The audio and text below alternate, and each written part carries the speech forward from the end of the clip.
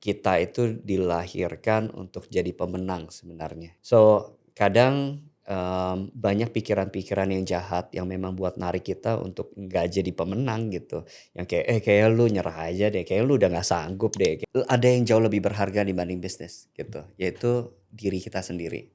Mungkin pada saat kesulitan bisnis kita berantakan, tapi di saat kesulitan itu dan kita bertahan, justru karakter kita yang dibentuk dan itu jauh lebih mahal gitu. Benar-benar buat saya belajar sih gitu, bahwa segala sesuatu di dalam dunia ini itu sementara gitu. Maksudnya dalam arti ketika kita di atas itu sementara, jadi jangan sombong. Betul. Ketika kita di bawah itu juga sementara. Jadi jangan patah semangat gitu, karena roda kehidupan selalu berputar gitu. Nah ini yang sebenarnya yang saya alami gitu.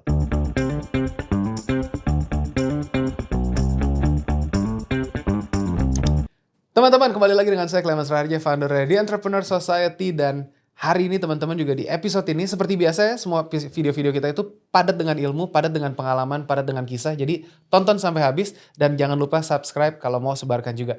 Hari ini kita kedatangan tamu inspiratif banget yang benar-benar nih salah satu teman lama juga, dan saya tahu kiprahnya di dunia perbisnisan, di dunia entrepreneurship itu seperti apa, udah menciptakan dampak yang positif banget, banyak ngangkat teman-teman UMKM terutama di dunia kuliner. Jadi nanti biar dia yang ceritain perkenalan diri, tapi kita pengen sambut sama-sama ya. Dan sekali lagi teman-teman, nanti kenalan langsung sama narasumber kita. Brother, thank you banget udah datang berbagi sama kita di sini. Wah, ini Thank you kakak brother, Peter nih. sebuah kehormatan Gila. diundang sama Coco Clemens di tempat ini. Coba dong ceritain jadi kakak Peter. Iya. Silahkan perkenalkan diri. Halo, salam kenal semuanya.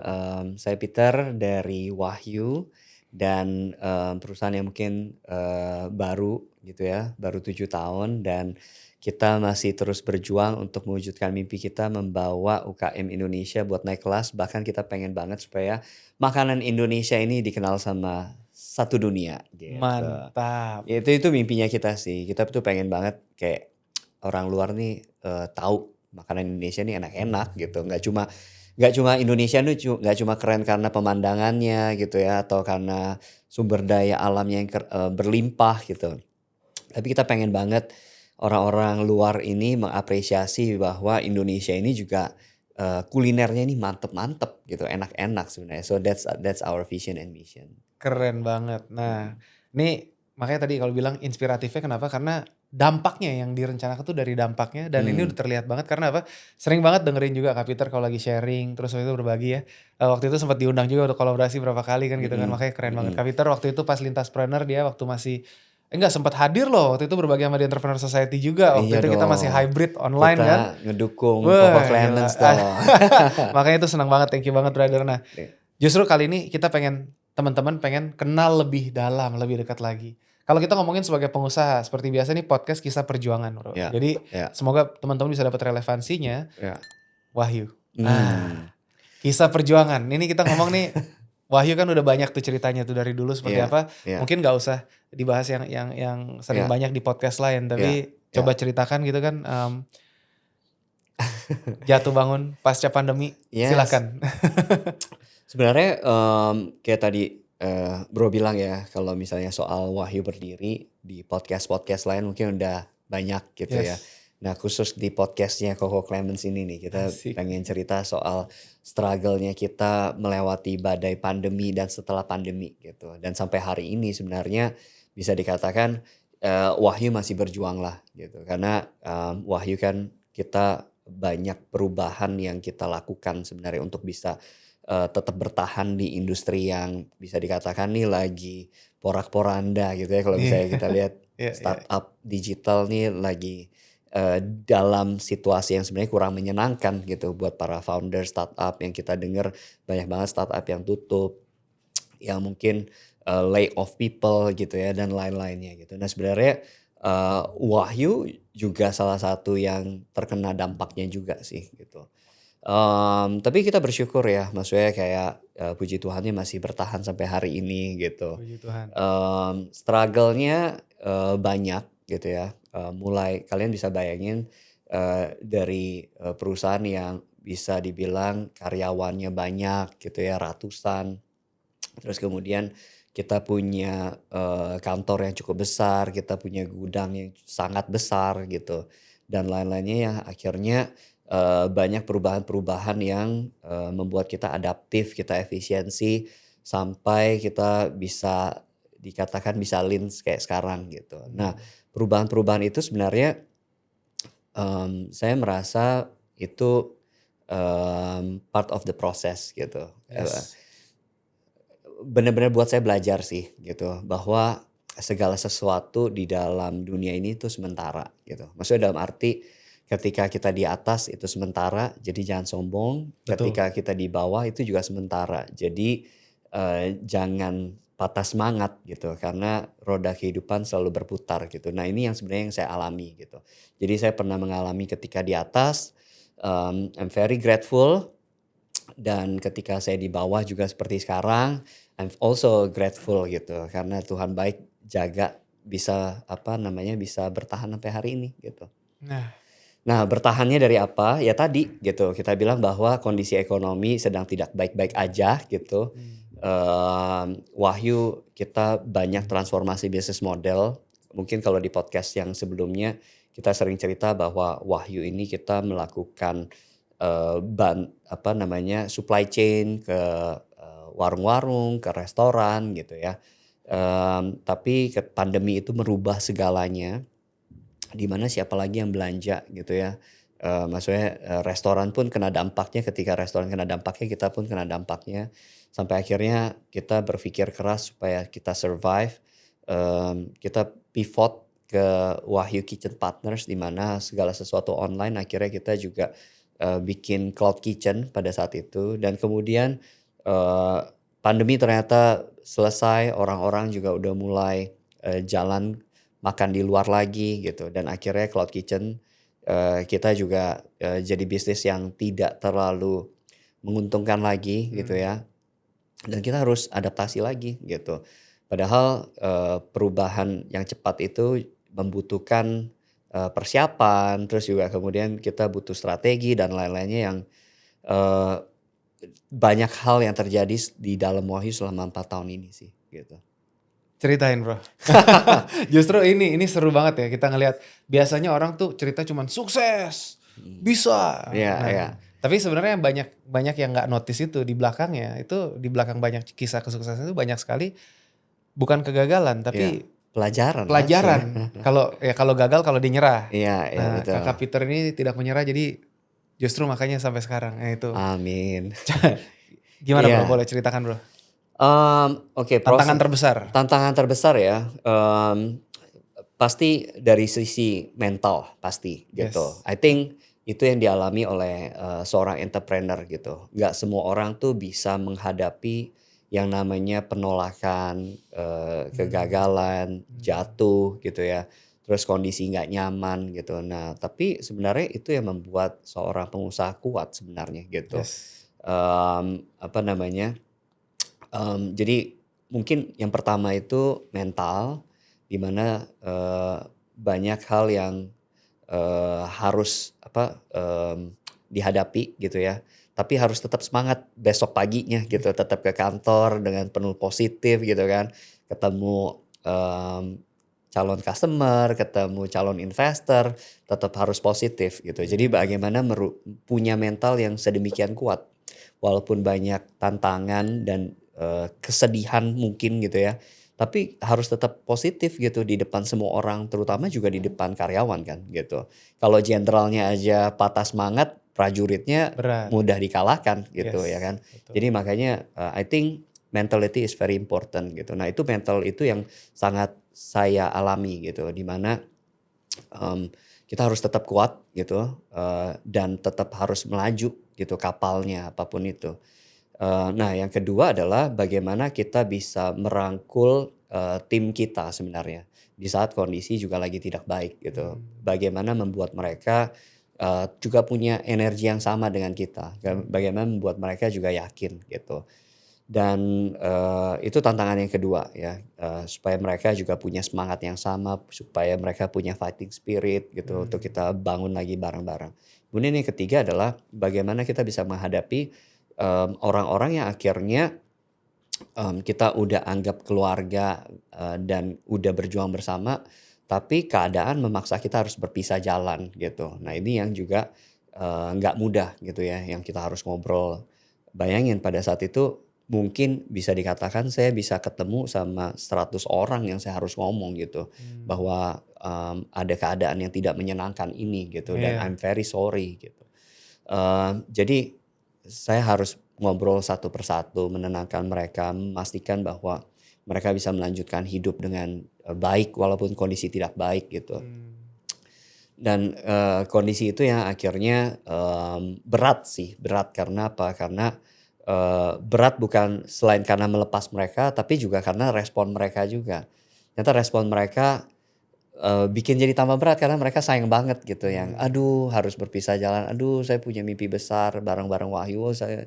Jadi, berat banget, apalagi kalau sampai ada yang sampai nangis gitu ya, mmm, aduh itu berat banget sih.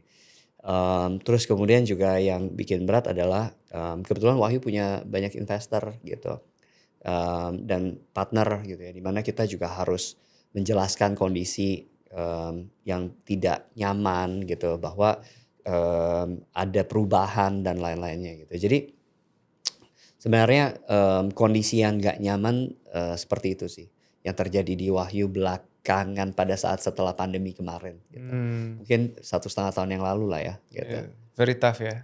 It's very tough, uh, but enjoyable. Karena itu proses. Karena menurut saya, mmm, sesuatu yang emang harus dihadapin gitu. Ya, Percuma pun kalau kita menghindar, percuma pun kalau kita nyerah gitu.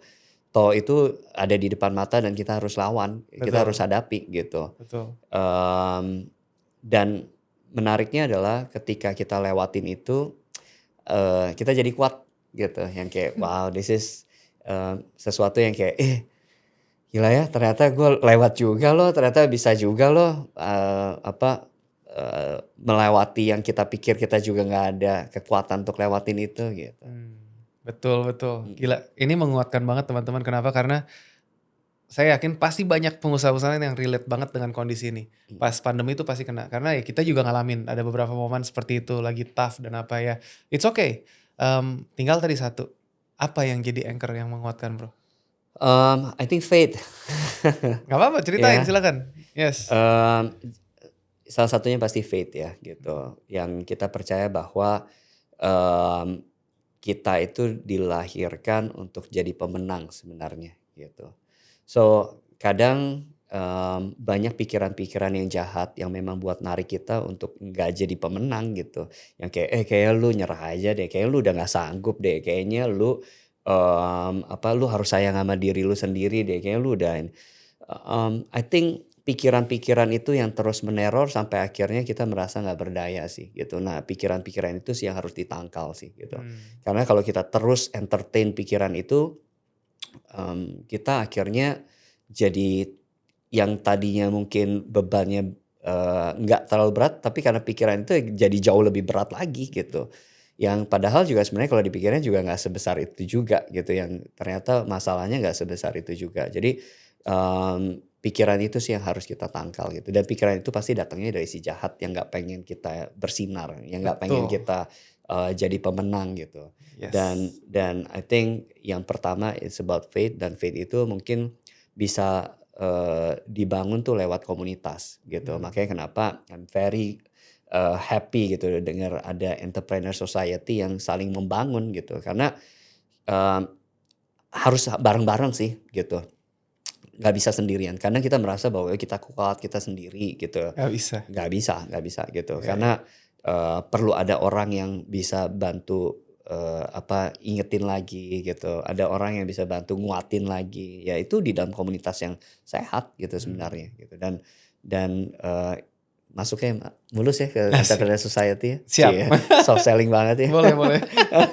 Ya Iya, tapi iya, memang iya. benar. Jadi faith, community itu penting banget sih Mmm, buat jaga kita, eee, apa, seb buat kita bertahan lah ya gitu. betul, betul. Nah, kita ngomongin tadi, lagi down seperti itu, kalau ngomongin pikiran-pikiran yang Mhm, negatif, mhm. ngomongin, "Ah, kayaknya gua nggak layak," segala macam muncul nggak? Pasti Iya. pasti. Itu, Nah, pasti akan ada gitu. ya, Apalagi kita, hidup di zaman sosial media ya gitu, yang, mmm, itu yang feeding kita terus kan sebenarnya kayak masuk ke pikiran kita terus. Ada satu apa namanya video yang bagus tuh kan kita gini ya gitu yang kayak ada satu video yang bagus yang sebenarnya tuh kita gini gitu. Yang setiap kali scroll itu sebenarnya masuk ke otak kita gitu. Jadi kayak ilustrasinya tuh seperti itu gitu. Yang apa yang kita lihat itu akhirnya juga bisa kalau syukur-syukur kalau yang kita lihat bagus gitu ya. Syukur-syukur kalau yang kita lihat itu motivasi gitu ya, sesuatu yang positif gitu. Tapi kalau misalnya yang kita lihat ternyata sorry itu saya di luar sana lebih banyak berita yang negatif gitu. Dan akhirnya itu yang jadi mengentertain kita juga kan gitu, yang mengentertain pikiran-pikiran kita. So ya pintar-pintar menyaring aja sih apa yang kita baca, apa yang kita terima gitu. Kalau enggak ya tadi akhirnya masuk alam bawah sadar, kita nggak mampu, kita nggak ini, kita nggak itu. Justru itu ngalamin kok. Itu in constant battle lah. Setiap hari itu pasti ada in constant battle dalam diri kita ngalamin itu. Benar. Apalagi kalau ngomongin orang-orang di luar sana. Jadi ya gue juga ngalamin tuh pas lagi pernah waktu mulai bangun di Entrepreneur Society ini kan pergerakan sosial, social movement, bantu orang segala macam. Terus ya banyak yang bilang ngapain lu gini, apa ini segala macam gitu kan pertanyaannya. Terus yang bilang kok ilmu lu tuh mahal bisa dijual gini segala macam. Iya tapi ya, nanti ada saatnya gitu kan. Dan justru malah mempertemukan sama orang-orang yang kayak gini. Satu vibrasi gitu kan. Di video-video sebelumnya teman-teman juga nonton ada banyak narasumber keren-keren juga yang menginspirasi kayak Kak Peter. Benar. Makanya nanti kolaborasi seperti apa itu kan bakal muncul dengan sendirinya. Gitu. Benar. Ada quotes yang bilang a beautiful soul itu menginvite beautiful soul yang lain gitu. Jadi kayak apa namanya? Ya kalau yang tadi sefrekuensi pasti akhirnya ketemu juga gitu. Yes. Keren. Oke, Wahyu. Yes. Nah, kan tadi pivot tuh. Sekarang ngapain Wahyu? Ngapain sekarang? Kita melihat strength-nya kita tuh di pengalaman kita selama ini gitu ya. Terus juga kemudian kita juga punya network F&B yang cukup luas gitu. Terus kemudian kita juga punya brand equity yang puji Tuhan masih positif di mata orang gitu. Nah akhirnya kita di bulan Mei tahun lalu gitu ya kita keluarin yang namanya Wahyu Ventures gitu. Nah saat ini memang salah satunya yang kita fokusin itu. Nah Wahyu Ventures ini ngapain sih sebenarnya sih ada 3 gitu. Yang pertama kita melihat bahwa banyak F&B yang bagus-bagus dan butuh investment tapi mereka masih belum layak diinvest. Dalam arti masih banyak yang perlu diperbaiki sebelum mereka mendapatkan pendanaan gitu. Bahaya nih kalau fondasinya belum kuat tapi ternyata diisi sesuatu yang berat ya pasti tumbang gitu ya. Nah makanya kita yang perkuat di fundamentalnya dulu nih kita rapihin. Investor pun akhirnya juga happy karena mereka bisa taruh uang mereka, dana mereka ke perusahaan yang memang udah lebih solid gitu ya, udah lebih rapi. Nah yang kedua kita juga invest ke UKM-UKM, ke F&B yang kita rasa ini punya potensi untuk di scale up gitu. Yang kita lihat foundersnya ini bagus, kemudian produknya juga oke, secara operational ini bisa dilipat gandakan gitu ya. Nah itu kita juga invest. Nah kemudian yang ketiga kita juga venture builder juga dalam arti kita sama-sama membangun sesuatu dari scratch karena kita lihat ada kebutuhan di market sana, di networknya kita gitu. Jadi contohnya mungkin salah satu anggota kalian nih ada namanya Dikon gitu ya. Nah kita kerjasama sama dia bikin yang namanya Pramu. Pramu ini di jalan tuh ya? Ya kita supply tenaga kerja buat restoran, which is kan sebenarnya relevan dengan industrinya kita gitu. Dan industri pun butuh sebenarnya karyawan-karyawan yang sudah terlatih gitu. Karena pain problem mereka yaitu nomor 1 selalu karyawan gitu, yang baik, yang berkualitas. Nah jadi kita bangun dari nol, venture builder dan kita hopefully itu bisa besar karena kita punya network untuk itu dan pengalaman untuk itu. Jadi fokusnya di situ sih. Keren banget ya. Nanti bisa disupport apa dari Entrepreneur Society boleh banget. Oh boleh, apalagi network kalian juga sangat luas. Siapa tahu network kalian ada F&B-nya, Pramu bisa support gitu pasti, kan. Terus juga banget. kemudian kalau kalian punya apa namanya, yang bagus-bagus butuh pendanaan, itu juga kita bisa bantu support juga. Tuh teman-teman dengar ya, makanya di The Entrepreneur Society kita punya teman-teman kayak begini, nanti sama Wahyu juga bisa untuk tadi pendanaan segala macam itu bakal keren banget. Untuk pramunya juga bisa nanti sama Koko Peter, asik. Nah tadi Yes, cerita kalau Mas Dikon itu nanti kita ada video-video sebelumnya yang pernah menceritakan tentang dia, nanti kita akan undang juga. Itu kisahnya juga inspiratif inspiratif banget banget, ya, karena benar. dulu kenal pertama kali itu pas gue jadi juri di ini, Untar Oke, kompetisi bisnis apa ya, Kemendikbud apa kalau nggak oke, salah itu dan dia 2019. pesertanya? Serta juara satu Wow, tuh. Nah wow, dari situ oke, kita sempat mentorship terus pandemi, ya, sempat datang ke kantor, gue kasih buku segala macam dan sampai sekarang akhirnya dan, mhm, akhirnya beberapa teman-teman kita juga jadi, klien, mitra dari Clean Sheet-nya yang iya, udah ngebantu dan sekarang sama Koko Peter, wah keren abis. Ini iya, kolaborasi yang saya tuh nantikan terjadi di The Entrepreneur Society itu seneng banget yes, gue. yes. Semoga makin sukses, Amin, amin, gitu. doain supaya impact-nya juga makin besar, ya Nah, kan? Wahyu Ventures gitu Yes, kan. Coba ceritain dong. Jadi kalau syarat-syarat apa sih buat teman-teman nih kita ngelihat. Nanti teman-teman ya, ini kan kita lagi ngomongin tentang bisnis Koko Peter dan naik turunnya. Tapi kita ikutin terus stay tune sampai akhir dan nanti ada video berikutnya juga kita bakal kasih tips and tricks untuk ilmu-ilmunya kita pengen pick the brain. Kita kalau di sini biasanya kita gali ilmunya, kita serap guys biar bisa hmm, belajar. Ini pengalaman Koko Peter ini udah ngadepin nanti itu apa naik turunnya kehidupan dan bangun bisnis venture builder itu seperti apa. Cuman iya, tadi Wahyu Ventures. Jadi buat teman-teman nih yang tertarik bisa follow ya Instagramnya ditayangin Peter Scherer. mhm. Ada Nani tuh kok ganteng nih. Asik. Wah, Influencer tenar ibu kota guys. Asik. Terus aduh, sama Wahyunya ada tuh diklik aja tuh Wahyu nah ini Wahyu Group hmm, gitu. Namanya ya, tuh seneng banget. Iya coba waktu itu kita pernah ngobrol ini off the cam. iya. Cuman nama Wahyu Wahyu ya, eh, Wahyu itu kan Revelation ya, asik. kitab terakhir dalam Alkitab gitu, Wih. yang memang Tuhan bicara apa sih gitu buat kita gitu. Jadi kayak ilahi gitu ya, kayak sesuatu Iya, yang iya. perkataan ilahi buat kita Eh, dan memang kita pengen supaya apa yang kita lakukan gitu ya lewat perusahaan kita harapannya bisa jadi dampak buat orang banyak, bisa jadi Yes. saluran berkat buat orang banyak gitu. Jadi makanya kenapa namanya Wahyu gitu. Cakep, makanya tuh. Visi misinya udah jelas, makanya Mhm, teman-teman tinggal follow aja, tanya-tanya. Tapi Wahyu Venture sekarang, so gimana gimana kisahnya nih? Syarat-syarat apa atau mungkin apa yang dilihat, kurasinya mhm, seperti apa, biar teman-teman tuh bisa aim-nya ke sana. iya, Terutama buat teman-teman yang nonton nih tips yang bagus ya, silakan. mhm. Jadi, tentunya, saat ini kita masih fokus di F&B dulu gitu. Di mana, sesuai dengan mimpi kita pengen supaya ada makanan Indonesia yang going global gitu ya. Dan kalau misalnya kalian punya produk ataupun khususnya kalian restoran yang, kalian rasa mungkin, secara operasional itu, bisa untuk, di-scale up gitu ya. Istilahnya kita bisa duplikasi, entar akhirnya punya banyak cabang gitu ya. Terus kemudian kalian merasa bahwa produk kalian, punya keunikan, berbeda sama yang lain, ada kekuatannya sendiri, dan kalian sendiri adalah seorang entrepreneur yang punya, eee eee, open minded gitu ya, yang pengen coba terus, punya growth mindset, yang pengen terus bertumbuh. Mungkin kalian yang kita cari gitu. Jadi kita pengen banget kerjasama dengan, pebisnis-pebisnis yang ingin terus bertumbuh dan ingin terus berkembang, produknya dan bisnisnya.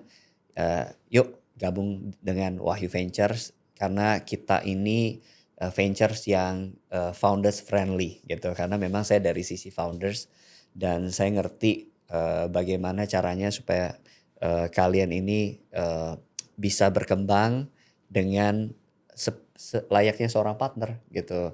Karena saya udah melewati banyak hal dan saya tahu kira-kira yang kalian harus, hindari itu apa. Jadi kita ini seperti partner kalian yang akan bikin map-nya bareng-bareng nih gitu. Tujuannya kemana, terus kemudian kita sama-sama bikin blueprint petanya bareng-bareng dan, nentuin jalan ke sananya tuh gimana gitu.